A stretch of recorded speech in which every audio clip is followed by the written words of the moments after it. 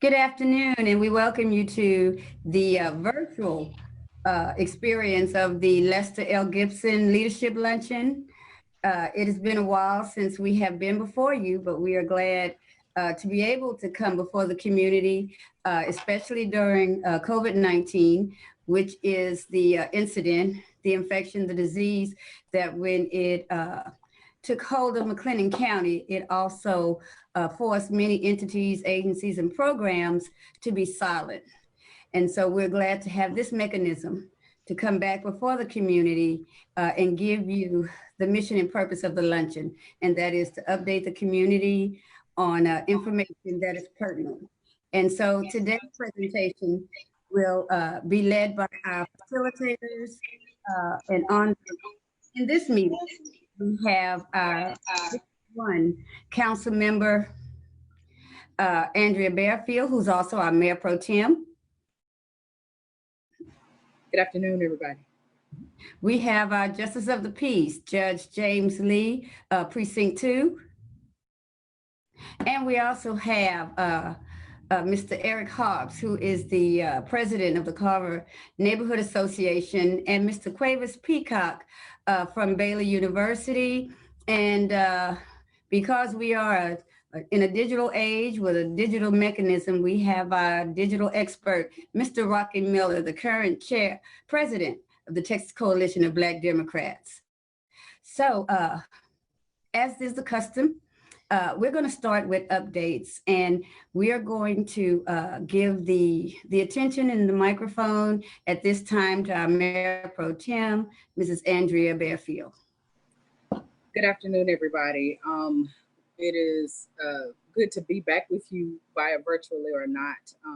There have been just incredible times that we've been going through, and tumultuous times that we've been going through. And one thing I appreciate with certainty is that our village is still strong. Our village is strong because we do rely on one another for information, for resources, for access, for pathways, for comfort, for laughs, and all of the things. But I appreciate mostly that we have a group of leaders, community leaders, that are dedicated to each other and pursuing a pathway for our people. So that being said, quite a few things going on in the city of Waco. We are currently looking for an additional city council member. When on, I think, May 31st or June 1st, Councilmember Dylan Meek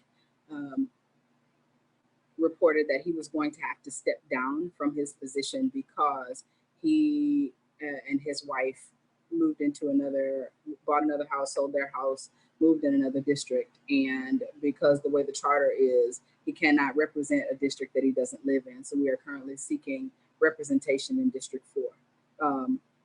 I think it's imperative that we do our due diligence in recommending, finding, encouraging, kind of strong-arming folks who are qualified and living residents of District 4, that's North Waco, that's downtown, to step up. We have an opportunity here to sit a council member that is reflective of its district. And if we were going to do that, this time is now. Councilmember Meek's seat is not, doesn't have to be run for full election until May of 21. So that person will sit in this seat until that time. And then they could, if they choose, run for election or re-election because they have served this unexpired term. So that part. The other things that we have going on is our census numbers. I was pulling them right now. We've got 1, 2, 3, 4, 5, 6, 7, 8, 10 tracks, 10 census tracks in District 1. And none of them are over 50% self-response. In order for us to really, really get access to the federal dollars that push our community objectives, and that's anywhere from healthcare to childcare to infrastructure to economic development, education. All of those things are funded through federal dollars, and so we have to count. And in order, the way COVID threw us for a whole loop in the middle of this, because there were some amazing elaborate plans that were planned for census and getting people to come out and do all the things and go into neighborhoods and throwing the block parties, but that didn't happen. So we've got to encourage within our own circles to get our numbers up. That is the only way that we'll be able to get the represented dollars that we are due. And so each person, that's for 10 years, that's $15,000 that could be lost if we don't get it.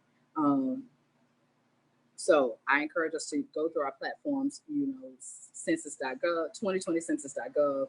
You can do it online. You can do it over the phone. We are trying to get those things done so that our enumerators do not have to come and knock door to door, because again, we are still in the middle of a pandemic, and that is not necessarily the best thing to do for all intents and purposes to protect us and our health. So if you can, we have the libraries are reopening, but I mean, even if you don't want to go in, there's Wi-Fi in the parking lot. You can drive to the library, do your census in the parking lot on the smartphone. Takes under 10 minutes, and it will change the face of our lives. That's how our district lines are drawn. That's how we get our count. That's how, if any kind of representation, again, that's reflective of our community will be had. It is going to take us to do our part, each part, and this is just one of them. I have also, I'm looking for us to help me and help the folks that are involved in City Hall to, we're in the middle of hiring a new police chief, and we've got a tremendous opportunity and an edict that was set that chief of police should be a person of color, should be African American. We are looking actively and passively. So they've been 90 applicants, I think is what it is. I think we've been passively asking about 10 or 11, which means you might have a job already, but I'm like, hey, why don't y'all consider moving to Waco? And that's one of those things that we're doing. But I want, in your conversations with officials that aren't beyond me, is that where are we? And keep asking, where are we in that process? What are we doing? Because I think that gives an opportunity to know that it's important to lots of people. And so we need to keep that fresh on the mind.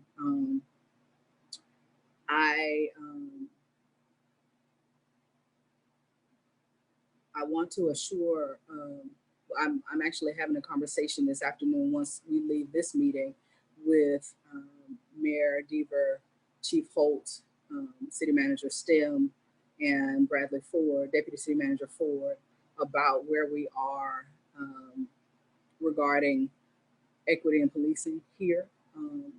We've done some things, we've done some progressive things, we've done some not progressive things, but we have been dedicated to equity. I think there's a lot more we can do regarding recruitment, and there's a lot more that we can do regarding promotion. So we're all sitting down and looking at what that looks like for us. If it's a citizens review board, if it's adopting the principles of 21st century policing that was set during the Obama administration after Ferguson. There are things that we're looking at to see what that is for us, but something will happen. And that's something that I can guarantee you of. We've had some shifts, and I'll surmise, we've had some shifts in our elections. So we've got, the May 2nd election did not happen, but we'll be looking at the November 3rd date and added all of our municipal races to that. So at that point, you'll be electing District 1 seat, and also the mayor, and District 3, for those of you who live in those areas. But also there is, we want to make sure that you know that to register to vote, make sure you register. You can still register by June 15th to vote for the primary runoff election on July 14th. And if you are requesting a ballot by mail, you can do that by July 2nd. It has to be in the elections office by July 2nd. But at this time, you are still eligible to request a ballot by mail. If you, regardless of, they will not be able to prove what your disability is. So if that disability is, I am susceptible to COVID-19, which, anybody pre-existing conditions, any of those things are, or run your risk factor is elevated due to COVID-19, then I would recommend applying for a ballot by mail, because they'll give it to you. If I don't believe that there's anything else I want to share with you right now. If you have any questions, please feel free to, if you're on the Zoom call, put them in the chat. If you're on how are we doing this, Rocky? I'm sorry. You're muted. I apologize. But yeah, we are in the group streaming live. However, a moderator or the creator must approve the pending post in order for it to be seen. So it is being streamed, it is live. We're just awaiting, if they want to see it in real time, the moderator or the owner of the group must approve the pending post. But thank you all for your time. Thank you, Mayor Pro Tem. I had one question. Perhaps you could share with us your thoughts on this. In light of the Black Lives Matter marches that we have had, one of the things that the young people are asking is that they can be involved in the process for the hiring of the next police chief. And so I'm wondering if perhaps we could set up a meeting or establish a discussion perhaps with whatever appropriate representatives from the city of Waco, with Black Lives Matter, myself, the NAACP, where we could they could have an opportunity to air their ideas and their opinions, and you could have that information also moving forward in the process. What do you think about that? Yeah, I'd be happy to. Like I said, I meet with them at 2 o'clock, so I'll present that at that time. Okay, thank you. And thank you for those updates. And again, as the Mayor Pro Tem said, and as our technical advisor said, if you have comments, if you have questions, go ahead and send those forth. The moderator is going to view those, and we will respond to those when we receive them after all of our presentations. And at this time, we're going to have an update from our Justice of the Peace, Judge James Lee.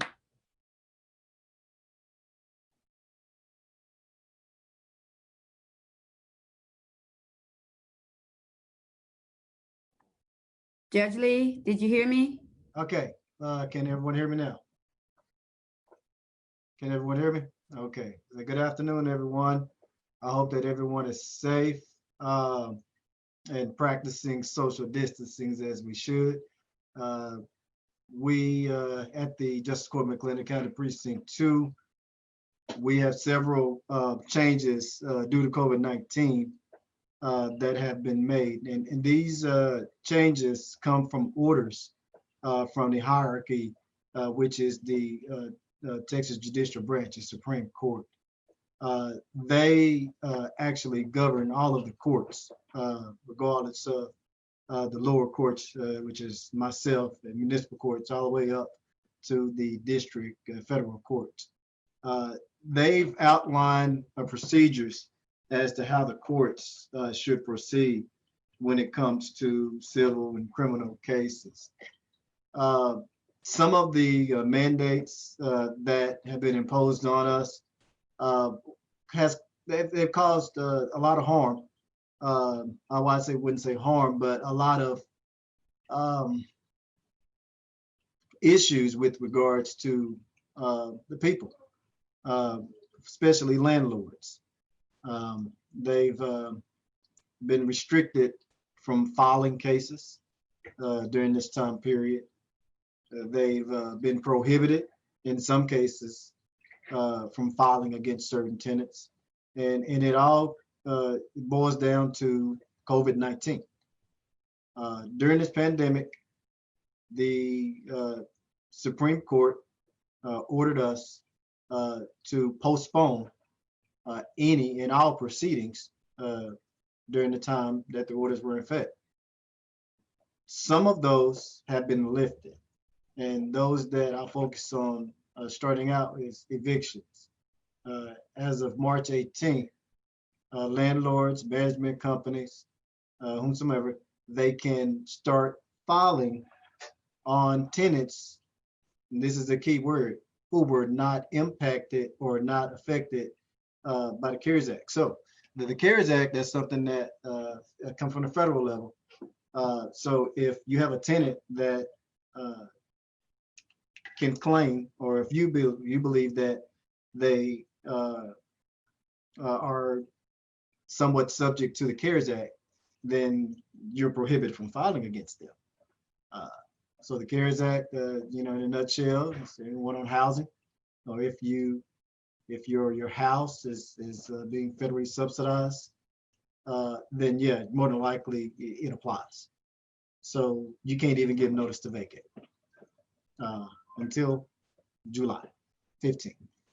I believe July 15th. I may be wrong on that day, but it's July. And then you cannot file until August. So you have to give them 30-day notice. I believe it's July 25th, and you cannot file until August 24th. Okay, so that's what that is. So that's the CARES Act. So, but for those properties that are not subject to the CARES Act, then you proceed as normal for as filing. Now, cases that are filed, it's going to be a little different. As you see here for Zoom, that's how we're conducting our hearings. So once landlords do file the cases, again, those that are not subject to the CARES Act can file. The case will be processed. You, as well as the tenant, will be notified of the hearing date and time and how to log into Zoom to have the hearing, or if you would like to just use teleconference. We're asking that those who choose to use teleconference, such as telephone, that they provide some type of identification so that I know who I'm talking to when it's talking about phone. But if it's going to be for video, if you use video, then all you gotta do is click the link, and then you'll be able to have your hearing. So once the hearing is held, then at that time it's up to you. After the hearing held, it's up to you to prove to me that defendant did wrong, hold 9 yards, and then we'll go from there. Now, on the other end, when it talks about civil, let's talk about consumer debt. When we're outside of the eviction spectrum. If you have other questions in regards to evictions, you could just put your questions in, and then Rocky will be able to relay those questions to me.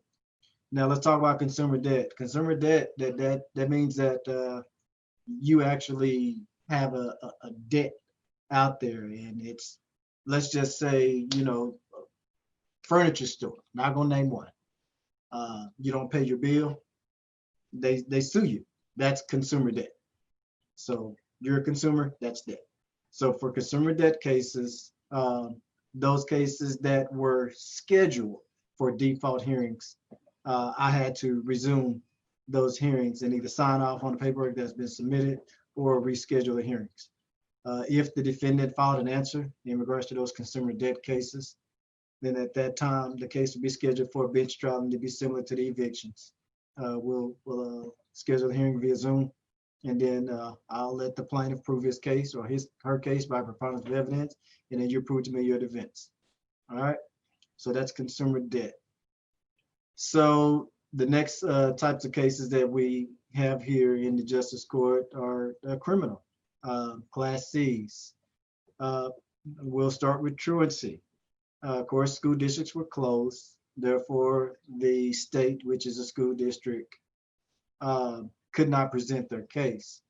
Therefore, those cases are still pending until the school district is ready to present their case. So no cases will be dismissed until the school district is able to present their case, or if they want to dismiss it themselves, they have to present something in writing for us dismissing those.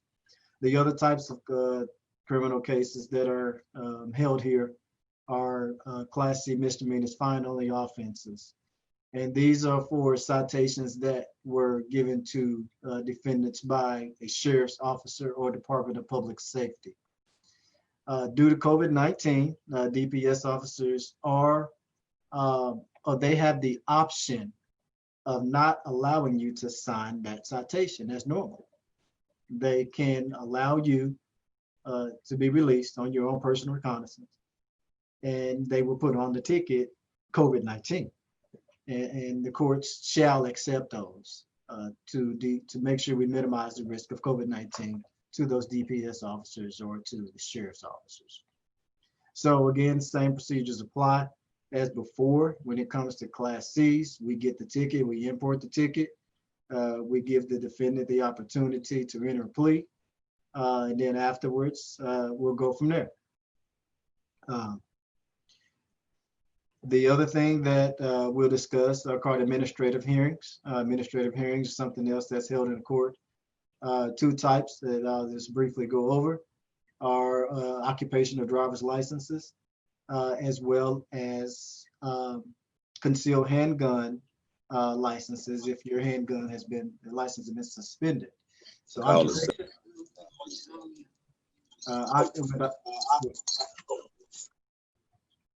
with occupational driver's licenses, those petitioners still can apply at any court in McLennan County if you reside in McLennan County, and if your license has not been suspended by a convicting court at a higher level. I want to make sure I express that. If your license was suspended at the county court level on up, you don't qualify no matter which county you stay in to come to my court.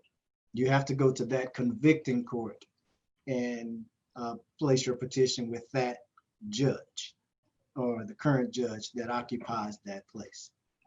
But for all others, as long as you're a McLennan County resident and you don't fall into that category, then yes, you're welcome to apply. Now, with regards to the concealed handgun licenses, if your license has been suspended by DPS due to whatever reason they suspended it for, you appeal through them. They submit the petition to me. I schedule it no matter what, due to COVID-19, it's going to be done like this.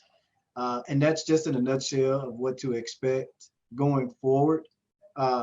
We have received notification from our district presiding administrative judge, who is Judge Ralph Struther, on how to resume cases.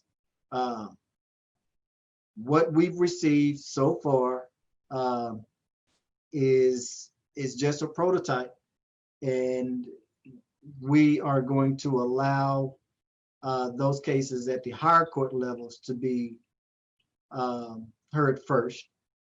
And if once Judge Struther determines that this is the best practices, and then it will be transferred all the way down to the lower courts. But Judge Struther is responsible for ensuring that we are in compliance with the Supreme Court orders when it comes to having cases safely. And there's going to be some things that be put in place. We cannot mandate someone wear a mask. It's unconstitutional. We're going to ask you to, but we can't force you to. Now, this is for in-person hearings.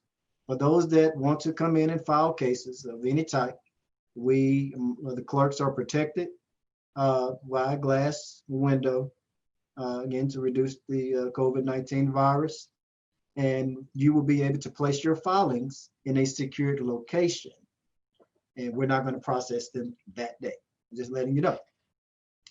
We will process them within the next business day. We want to make sure that we securely remove those filings from that location, and then we will get those processed. So you will get notification as to whether your ticket has been paid in full or your case has been filed once that is done. So that's how we are going to proceed from this point on. I am going to attempt to schedule our proceedings remotely until we, as in we, United States, get a vaccine and I know for sure that it is safe to open up my courtroom to the general public.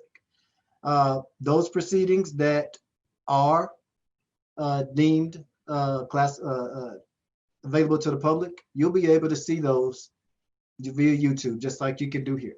All you gotta do is go to my Facebook page, McLennan County JP Precinct 2, and any of those proceedings that have to be open to the public will be open to the public. And those are all with the exception of truancy. So again, if there's any questions, we'll go from there. Thank you all. God bless you. Thank you, Judge Lee. I would ask that you would just share with us a little bit on the action that the court took this past Tuesday. McLennan County had a contract with the Waco Mortuary for the transportation of the deceased for chemical analysis. And this past Tuesday, we expanded that contract to include a $70 fee for COVID testing on individuals that are claimed deceased. Could you kind of explain to us what that capability now allows the JPs to do and what it means for the families here in McLennan County? Yes, ma'am. I'll be happy to do that, Commissioner. That's another aspect, another hat that I wear, performing inquest. And to come before I go a little further, an inquest is to determine how someone passed away. And that's what justices of the peace do. It's a saying that the JP's out, he got to declare you dead. Well, we do, document the time of death, and we do certify the death certificates. But by the time we get there, your loved one has already passed, and the fire department, Waco PD, or AMR have already done due diligence to resuscitate, or have already made the effort to indicate that the person has been passed away. Now, what Commissioner Miller is referring to is a COVID-19 test, a post-mortem COVID-19 test. So whenever someone passes away at home, not underneath doctor's care or wherever it is, but as long as they're not underneath doctor's care, the Justice of the Peace does go out. What the commissioners did, well, first of all, what the Justices of the Peace did, we communicated with the health department, coordinated with the health department, as well as our contracted transportation service. Yes. Waco Mortuary. But there you go. And I'll meet at the precinct 10, so that you may have some people. And okay, and while we're at it. Okay. Mm-hmm. So once if the Justice of the Peace has reason to believe that the death was related or linked to the COVID-19 virus, the Justice of the Peace in McLennan County can order that post-mortem test. So what happens is Waco Mortuary, instead of you calling the funeral, instead of the Justice of the Peace, this is for natural deaths or any death that may occur. So instead of the Justice of the Peace automatically calling the funeral home of the family's choice when it comes to those natural deaths, the Justice of the Peace would contact Waco Mortuary and let them know that he or she is ordering a COVID-19 test. So Waco Mortuary will be the initial transportation method. And what they'll do is they will follow the orders, which is administer the test. That test will then be transferred to the Waco McLennan County Health Department, who will then transfer that test to the laboratory in Austin. It's a state lab in Austin. From there, the state lab has to accept it. On average, it takes about 72 hours from the date that it's transmitted and for them to accept it. So if your loved one passes away on Monday and the Justice of the Peace orders the test, you would want to exclude Monday, honestly. So we may not get the acceptance until Thursday. So what that means is that Waco Mortuary is going to keep your loved one in a climate-controlled environment until Thursday, once they receive the acceptance and the acknowledgement from the Justice of the Peace. At that time, the Justice of the Peace, which is, of course, we're talking about me or somebody else, but I will contact the funeral home of your choice, and I will let them know that a COVID-19 test has been conducted. However, we do not have the results back. So we ask that you proceed cautiously, and these are the instructions to the funeral director, okay? I will also, this is me, I don't know about the other Justice of the Peace, I will also notify the next of kin when that test has been accepted, and I will advise them to proceed cautiously as well. So the test usually takes about 7 to 10 days on average. That's what we're looking at before we get the results back. So hopefully if the family can wait until we get the results before you have the homegoing services, that'll be great. That way you will have the comfort of knowing whether or not your loved one had COVID-19. And this will also help with the tracing of it so that we can make sure that everyone is protected when it comes to this virus, because we have to take this serious. Thank you. Is it also proper or appropriate to say to those out there, if a family member passes at home, can the family request that the JP ask for that testing? The family really needs to give the Justice of the Peace something to go by. The family could request it, but just like in any other investigation, we want to have something to go by. So the main thing is we want to make sure that they didn't have it. So if you believe that they had it, then that's something that you want to express to the Justice of the Peace, and that you are requesting that COVID-19 test. But in order for that to happen, one, we want to make sure that we communicate with our family members so that we know any symptoms that they might have had prior to them passing away.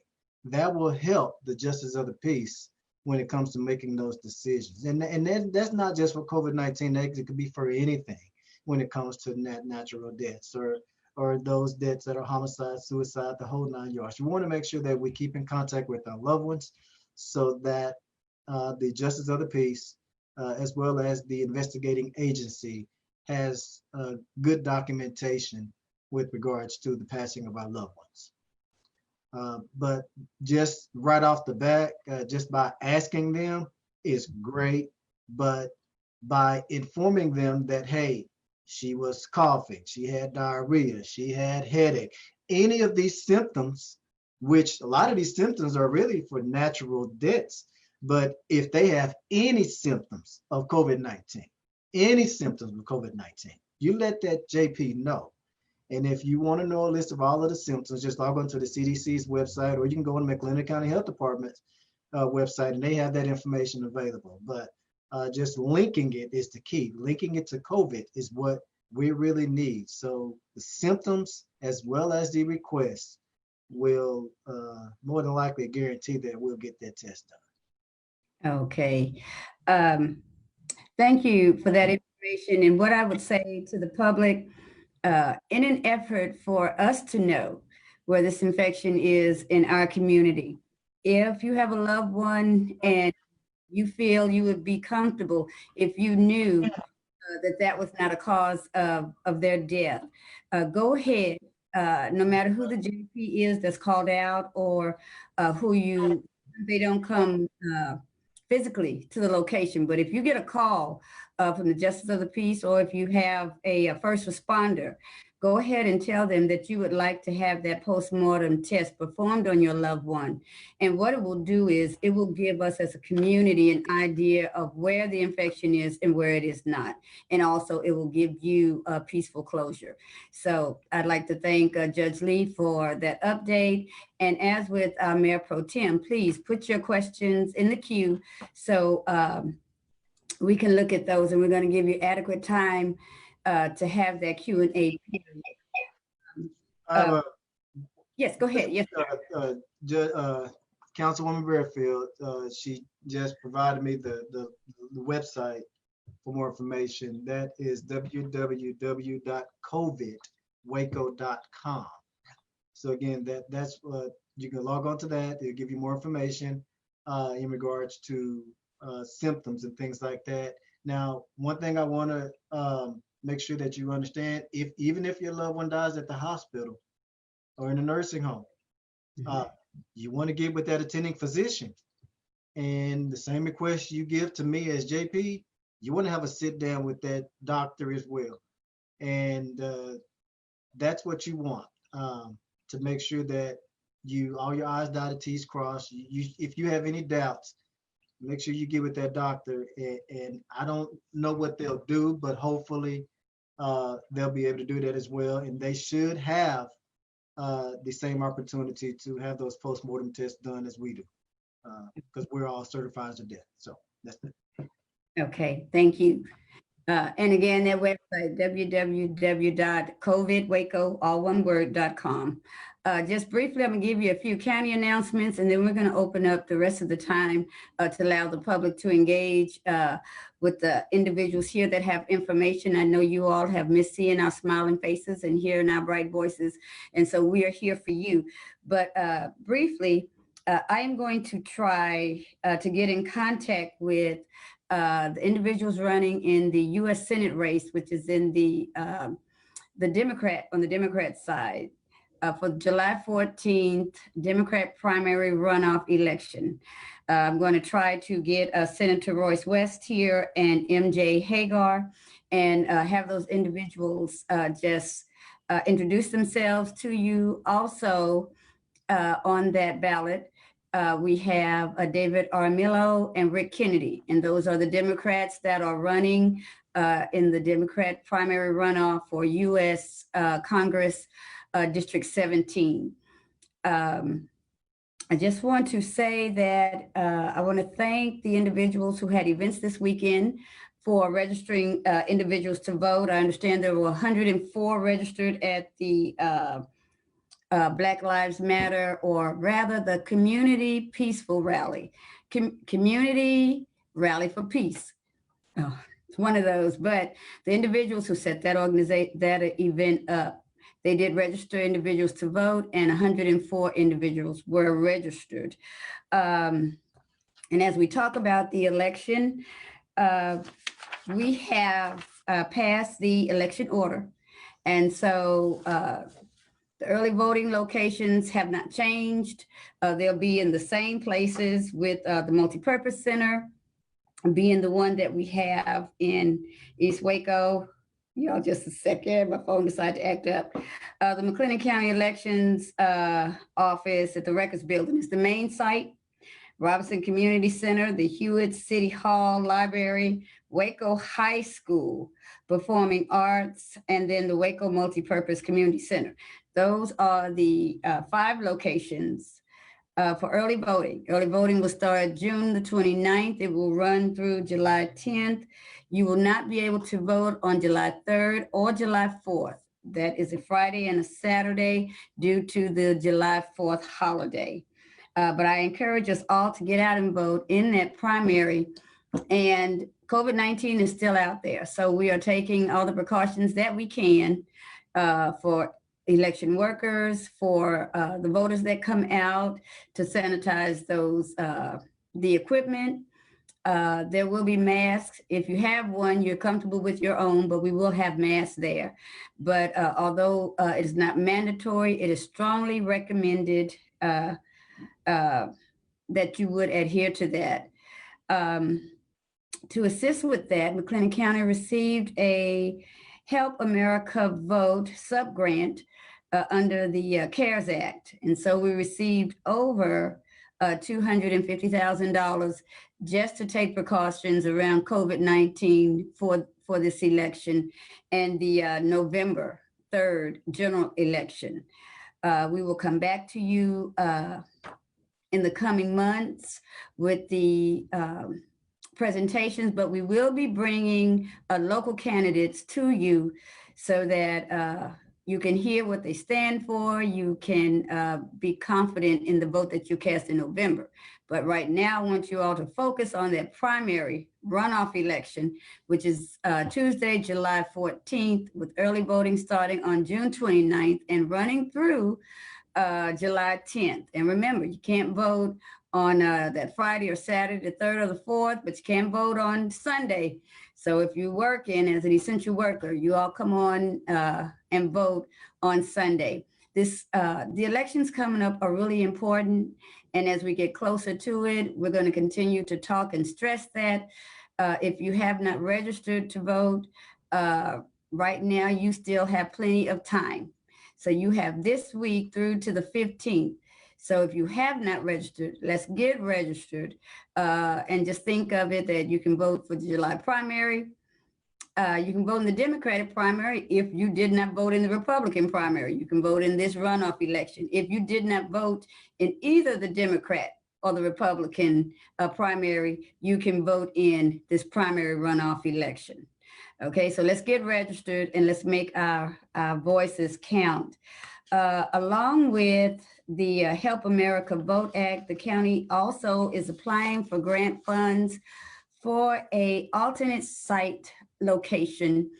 And that is if we see, as the weather gets warm and then it starts to get cool again, if we start seeing a surge or a spike, we are making preparations for an alternate site to make sure that we treat McLennan County citizens efficiently, effectively, and that we keep our numbers where we have been able to keep them in light of how our neighboring county numbers are looking.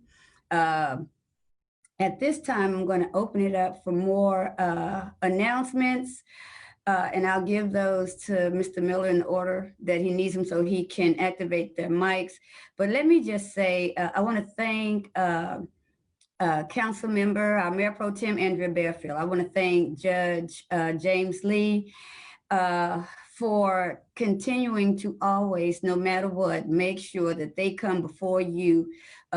They take advantage of any opportunity in spite of their busy schedules to make sure they give you information, because we know these are trying times. But we also need to thank Travis Gibson, who's kind of his video is not on, and I was hoping he would stay on to give us an announcement about tomorrow, but I think I'm asked Rocky to do that, the special announcement. I want to continue to thank all of our elected officials who continue to show up for work and to make the decisions that they feel are in the best interest of the community, and not thinking of their health and their families. They always put their communities first. And so thank you, guys. I'm going to go to Mr. Cuevas Peacock from Baylor, and then we're going to go, Eric, if you have an announcement, please just I believe you will through Hot Clock. We're going to let Mr. Hobbs address us after Mr. Peacock, and then if we don't hear from Travis or anything, then Rocky, I'm going to turn that mic over to you. Okay. Can I start, Commissioner Miller? All right. Good afternoon, everyone. As Commissioner stated, my name is Cuevas Peacock. I work at Baylor. Just a real quick update, or more so of an ask to the people who are on this call on behalf of Baylor University, where I've been recently reached out to by campus administration to identify what in particular would the Black community in Waco want/need to hear and see from Baylor right now. How can a university truthfully represent Baylor to them? Now, before I get more into that and asking that question, I'm of the thought that it's not so much about the message, and I see with the message, it can be an accurate reflection on what is being done. And so if the message can share what is being done on campus to either improve race equity currently or to improve it moving forward, that is, in my opinion, what is the best thing can be said on behalf of Baylor right now. So again, what is Baylor doing to improve the situation on campus, and how could it be an ally in this particular work throughout the Waco community? And that said, I want to ask that question to you all. There are several suggestions that have been shared with me, but there are, and I don't mind sharing them at a later point, but I want to hear from you all. What can Baylor be doing right now to actually improve race equity on campus, and more so, how can they improve themselves as an ally between here in the Waco community? If you all can, go ahead. Well, I know you're going to get many responses. One of the things I can say is I want to thank President Livingston for her comment back to Siobhan Steuben this past weekend. I do know that congratulations to her on graduating. I know she received many accolades from the nationwide as far as her involvement with the Baylor NAACP. So she is to be commended for being a very conscious and aware young person. And so if you have not had an opportunity to view her letter to Baylor University, I encourage you to go online and seek that letter out. But I do appreciate what the president said in response to that and Baylor's approach to their minority students. I am not going to encourage mass meetings, especially with COVID-19, but I do think that some type of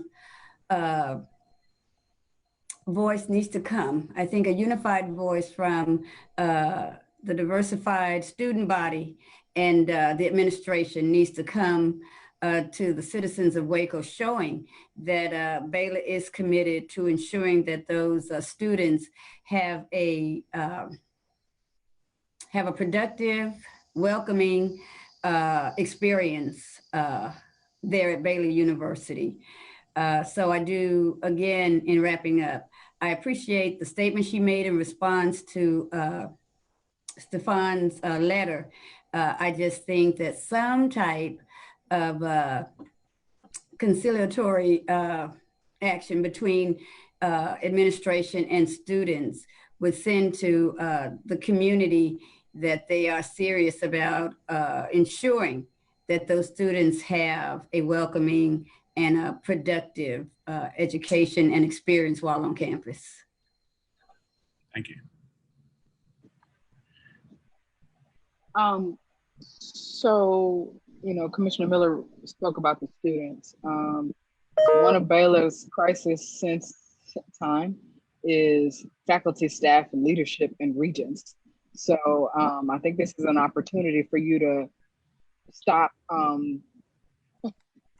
oppressing your faculty and staff of color, hire more of them, pay them, and have them, except for the one on the Board of Regents. I think it's time for you to go from top down in this. I mean, and Dr. Livingstone's words were kind and were heartfelt. And I know that I believe, that she meant them sincerely. But I think this is a amazing opportunity, a poignant, timeful opportunity for you to show me, I'm living right now with James Baldwin. I can't believe what you say because I see what you do. And I need something to look different as far as faculty, staff, leadership, and Board of Regents for Baylor, for me to believe that you've got something in this game for us. And I that's not just Baylor, that's across the board everywhere.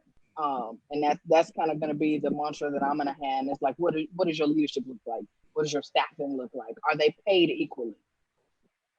Those are the things that I need to know. And that's when I'll feel that you're hearing me and that you're willing to really turn the knob on this change. Anyone else? All right, and if it's for the sake of time, if it's better to have you all email me, my email is cuevas_peacock, PEACOCK @baylor.edu. Again, that's cuevas_peacock @baylor.edu. If it's okay, I want to kind of share some of the things that were already percolating up, going back to Mayor Pro Tem point about leadership. One thing right now, looking at Baylor's leadership, there is not a African-American at a position higher than a director level. And so there is no one at AVP, deans, on the President's Council, on Board of Regents. So committing to hiring someone in that top level administration, outside of athletics, there's no one there. But committed to that, again, increase the number of board Black people on Board of Regents, commit to hiring a percentage of African-American faculty, commit to resources to these African-American faculty so they can obtain tenure. On a Waco level, commit to hiring a percentage of contractors for future construction projects, aid in the development of affordable housing within surrounding predominantly African-American communities. Baylor owns a lot of land. And so what can they do to make sure this land is developed in a way that's beneficial for all of us? Also looking at, there has been said that they will be committed to diversity training for all faculty, staff, and incoming students, being transparent on what that diversity training actually is, making sure that is something that once you get on board and hired on, it's not something that's not forgotten. Also, last thing, again, the Race Equity Institute, in her initial letter, she shared that top level administration were attempting to go through the groundwater training, but I think it'd be better if they can commit to the actual full day workshop training. And so there are also just a couple of things that from my conversation with people on Baylor campus and Druff community that we will hope to have the community, the university ask for and show that they are actually committed to this work going forward. I welcome anything else. And also, in order to get this done, I hope that I can have you all support and maybe even draft them a letter that can say, here are some various things, and then have the leadership of this particular group sign on to that to say, these are ways that we can truly believe that you are about the words that you have put to paper. And Cuevas, I just want to mention that I would like it to be said that any solution for the administration and Baylor to reach out to their students, can they please include their Black students? Can they please include the Black community of Waco in that engagement? Because we are here as a resource to those kids, a cultural extension of their community, maybe not in their hometown, but here in Waco, while they're in Waco. And I think that's, we are a community that Baylor can use as to create a certain level of comfort for their students, for the Black students on campus. And I don't know what they're doing as far as that, but we can be a resource in creating that environment for their students. Yeah, so Rocky, that's a part of my job duties. And so let me know how you want to be that resource. Let me know what you want to offer, and we can definitely make those connections. Okay, thank you. And thank you, Cuevas, for those announcements. Thank you for that feedback. Again, if you have questions for Mr. Peacock, we will place his email out there for you so you can send that to him. And you're welcome, before we end this call, to go ahead and get any questions or comments into the queue for the moderator. At this time, I'm going to turn it over to Rocky, but I wanted to just ask Yokika. I see Yokika Hornsby is on the call with the Office of the Attorney General. I'm just going to allow her after Rocky to say hello to us. I see Linda Lewis is with us with the NAACP, and she's one of the plaintiffs in the state suit. The NAACP's lawsuit against the state of Texas in regards to mail ballots. And so I'm going to ask her, if she's still on the call by the time we get through, if she can just kind of give us a little insight into that. Okay, Rocky. Okay, I just wanted to announce that tomorrow from 2 to 6 p.m., Travis and myself will be hosting a community conversation related to race and equity in our community, surrounded by, looking at it through the lens of police brutality, dealing with police brutality, and looking at it, what we can do in our community, working with the pastors, elected officials, demonstrators and protesters, and also law enforcement, the DA, and the mayor. They'll all be on the show. And I'm glad to announce that we'll have Commissioner Miller along with Mayor Pro Tem Bearfield on.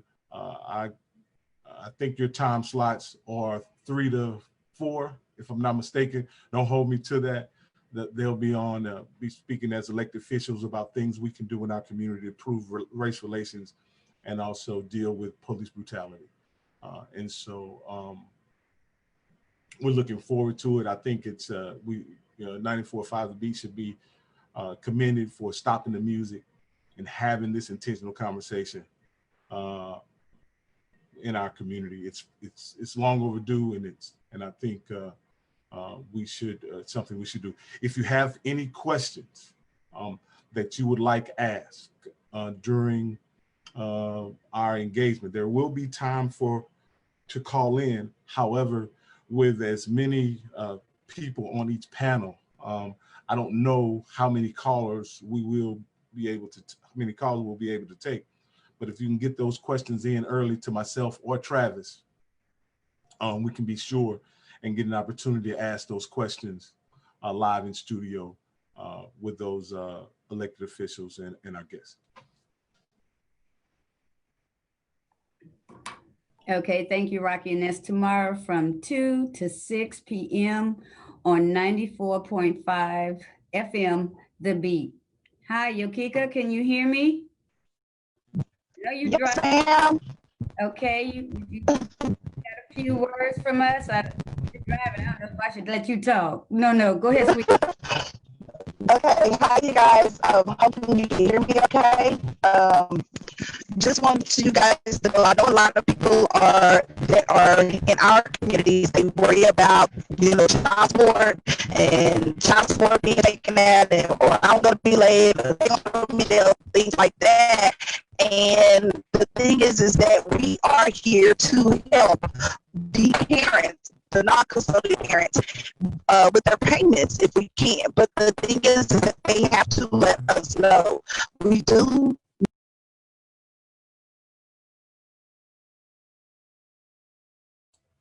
Kika, I apologize, but your sound isn't legible, so it'll just be a period of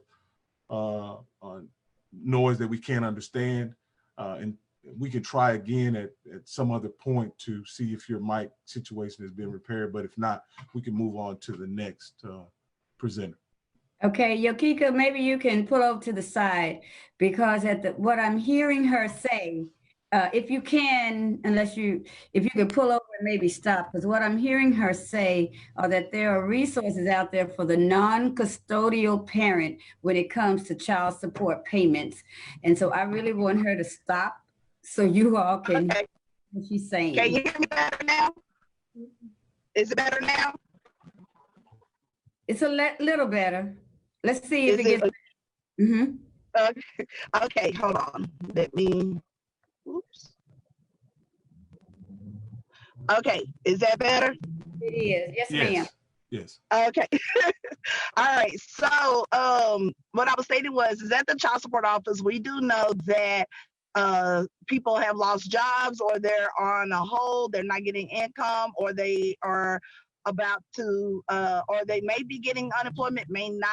The thing is that they do need to call the child support office if they are the non-custodial parent and need to make payments, because our child support officers, including myself, we are, doing cases where we are looking at those cases to see what kind of help we can provide for them because of the pandemic. Do also let them know that we have not gone back into the offices yet. The storefronts, as far as what I know of today that I asked this morning, storefronts have not opened up fully all the way.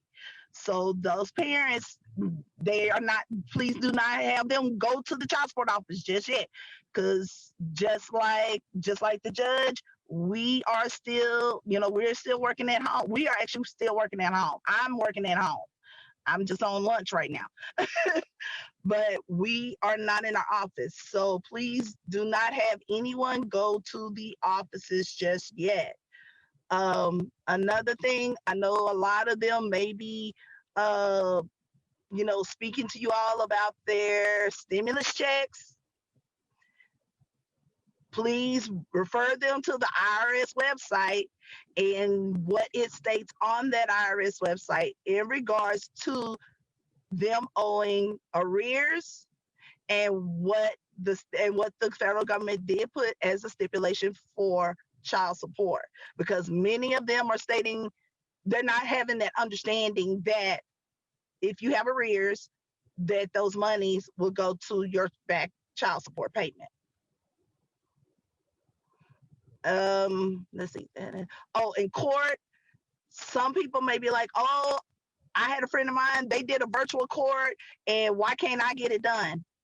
Just let them know, because of the pandemic, and we have so many cases that we had to put on hold because of everything shutting down. We are starting to open back up, and some cases are doing virtual.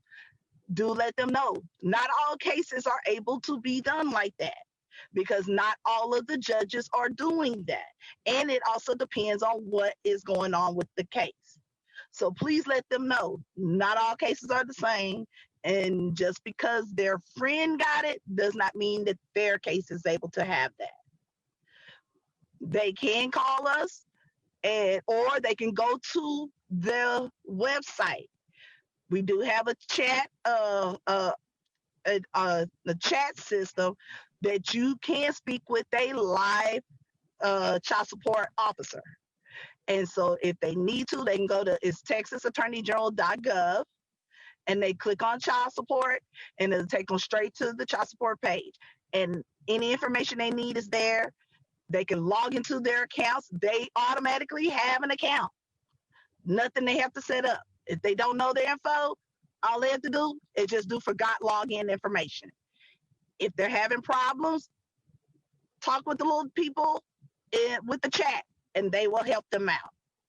So if there's any questions that you guys may come up with, those of you that know my email, you can email me, or if you have me on Facebook, you can hit me up on Facebook or contact. I know Quavis, Ms. Bearfield, even Judge. I mean, Eric. Majority of you have my email address, so y'all can contact them and get in contact with me if there's any questions whatsoever. And that's it. Okay, thank you, Yokika. And if I'm not mistaken, the cell number that I got from you about a year ago, is that still that cell number where we can reach you? I'm gonna have to find that out. I will message you and make sure. Okay. Because what we will do is the information that you all are receiving on this meeting, we're going to make sure that it is on the Lester L. Gibson Leadership Luncheon Facebook page. So I want you, if you're feeling like you're getting bombarded with a lot of information, the particular specific information that you would need to know in order to follow up on the information that you are hearing, we will put that on our Facebook page. All righty, our next one, she came, she left. Where is Miss Linda? Okay, there she is. Good afternoon, everybody. There's a lot of confusion about voting by mail. I'm the lead plaintiff in one of 3 lawsuits against the Texas Secretary of State about mail voting. So the Waco NAACP will be issuing a number of videos. We just did one that we will release after George Floyd's funeral tomorrow. I want to say to the people who are 65 and older or disabled, nothing changes for you. So if you have, some people have already received their ballots in the green envelope because they checked box 6A to get a ballot by mail all year long. If you are applying for a ballot by mail for the first time for this July 14th runoff election, this is the only time you have to indicate whether you want to vote in the Democratic runoff or the Republican runoff. If you did not vote March 3rd, you can vote in either one of the runoffs. You cannot cross over. You can't have voted in the Democratic runoff and vote in the Republican, in the Democratic primary and vote in the Republican runoff. That is in fact a crime. So we are saying to people, if you are 65 and older or disabled, none of the discussions about the 3 lawsuits working their way through the Supreme Court change anything you are doing.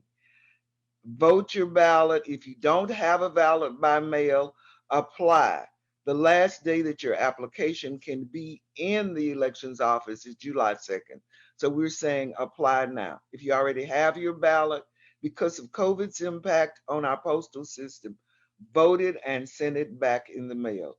Look for the NAACP's video tomorrow. We will walk you through how to apply for a mail ballot.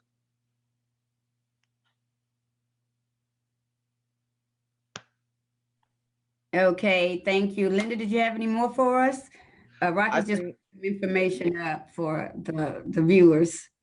there will be both my local number as well as a state NAACP hotline number and website for people who have any problems either voting by mail or voting in person. If you are disabled, if you're over 65, if you are in jail and haven't finally been convicted of a felony and you registered to vote. The last day to register to vote, we're going to say it again and again, to vote in the July 14th runoff is June 15th. So the best thing you can do for Juneteenth, register to vote. And some of y'all, you know, show the video about voting by mail to Big Mom and them. You know, we're computer savvy, the younger folk. So show it to the folk who qualify. In Texas, all you have to be is 65 or older with no reason. Thank you, Commissioner, and the leadership. Okay, thank you. Mr. Hobbs? Good afternoon, Commissioner. On behalf of the Carver Neighborhood Association, I am second vice president. Dalton Gooden is our president, and James Lee is our first vice president. I wanted to talk about a little bit. A couple of weeks from now, we will go live on Facebook on behalf of the Carver Neighborhood Association with Grassroots. We're gonna have Randy Riggs and Paul Zambi, who's an attorney out of Austin.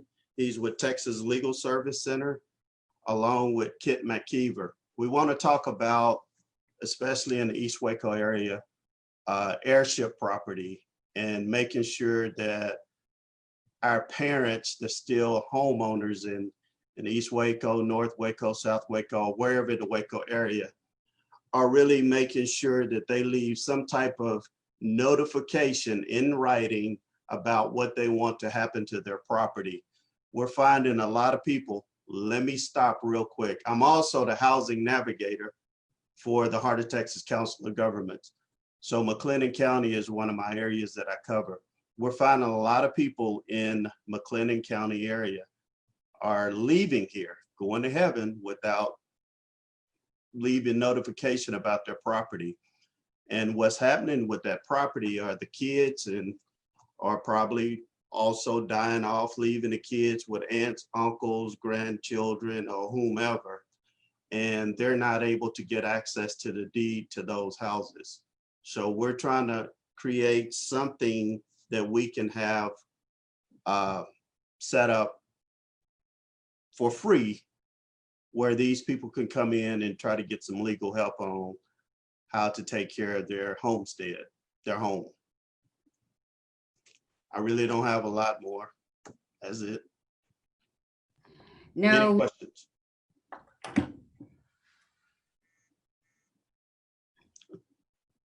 Okay, no, we thank you for that update. Again, those of you all who are joining us by way of the participant link, just to kind of view it, we thank you. If you do have questions that you haven't been able to put into the chat, please post those to the Leadership Luncheon Facebook page. And we will make sure that we address all of those next month when we're back on the second Monday, July 13th, the day before the July 14th Democratic runoff election. It is getting close to 1:15, so we tried our best to keep you not long on this call, on this meeting, so that we can get you back again. But before we go, I just want to say this. I applaud the community of Waco, McLennan County for having a voice amongst the national and international voices in response to the last of so many shootings of unarmed African-American people here in this country. I think it's important that we make sure we keep our dot on the map and that we stay engaged with what's going on nationally and internationally. I want to thank Black Lives Matter, Debbie R. Woodson, and Tanea Thomas, Hope, Mustakim, and Izzy Weaver. I want to thank them for the Rainbow Coalition, like Jesse Jackson said, of young people. But that march and those rallies are multi-generational and they are multicultural. And I want to thank us for what we are showing the rest of the country. We do need to address it. The killings are wrong. We need to address it. I just thank them for the manner in which they did. I want to thank all of the event organizers that had events across the city this weekend. And it would be nice if we could do 8 minutes of silence in honor of George Floyd, but I know you all would disconnect that button and our meeting would be over. So we're not gonna ask you all to take 8 minutes on this call, but I would ask that you do. I participated in 2 events where they did that. Just sit down and not move for 8 minutes and 46 seconds so you can get an understanding of the length of time. We need to pray for our country and understand that the rallies are not only for George Floyd, but they're also for Breonna Taylor. They're for Atiana Jefferson. They're for Tamir Rice. They're for Philando Castile. They're for all of the names we could keep on saying and saying. I listened to a young man yesterday, Ryan Reed. I'm always excited when I know he's going to speak, but he said he was sick and tired of having to come together for the occasion that we came together for. And then he said what all of us are feeling. He's sick and tired of being sick and tired. And so I'm asking all of us to let's stay conscious and let this time be. We're saying that this is different, that a change is going to come. And like I told a friend of mine in law enforcement, when he said, no, this is different. This is going to change things. And I said, well, I'm going to join optimistically in your hope. And so I think we can make this nation a better place if we force it to be what it said it would be to us. I think of the abolitionist symbol. Am I not a man and a brother? We asked it in 1780 and we're asking it in 2020. You know, they're talking about the knee, the abolitionist symbol has a slave shackle on his knee. In 1965, when they got ready to arrest Dr. King for parading without a license, when he went to Selma to protest for a Voting Rights Act, he took a knee. And then we saw Colin Kaepernick after the Michael Brown shooting and in the wake of all of those shootings, which to me almost reminded me of another Bloody Sunday from the 1920s, he took a knee. They fired him, and now today they're saying he was right, but he took a knee. So I think we all need to metaphorically, literally, we need to take a knee so we can stand against what we know is an injustice to a culture of people that they don't deserve. We didn't ask for this and we don't deserve it. We deserve more from America, considering what we've done for America. And so I just ask that all of you in your homes, take that 8 minutes and 46 seconds. And then tomorrow, join Mr. Miller and Travis Gibson on 94.5 for that discussion. And in the wake of all of this, you know, racism never stops. We were in the middle of COVID-19. We had to stop thinking about dying and then focus on the fact that we were dying. So, you know, we're strong. We're going to make it through because we always make it through. Mr. Miller, we have a couple more announcements that people want to make. Okay, do that. I think they're pretty important and timely. And so if you read the group chat, if you can see it, the one is Judge Lee and the other is Cuevas Peacock. All right, Judge, go ahead. Do that for the McLennan County Democratic Party. Yeah, can everyone hear me? Mhm. Mary Duty, she put a question in regards to the comments for Leadership Luncheon's page. She wanted to announce that they are in need of election workers, and we want to make sure that we have those that represent those democratic values at the polling locations. So you could contact her at 254-301-7648. And I also want you to, contact Commissioner Miller, because a lot of those precincts are in her district, and they answer to the commissioner. So I want to make sure that you keep in contact with her as well. There was also another event that's going on. It wasn't actually posted to the live link, but the Juneteenth parade by the Syntax African American Chamber of Commerce is still going on.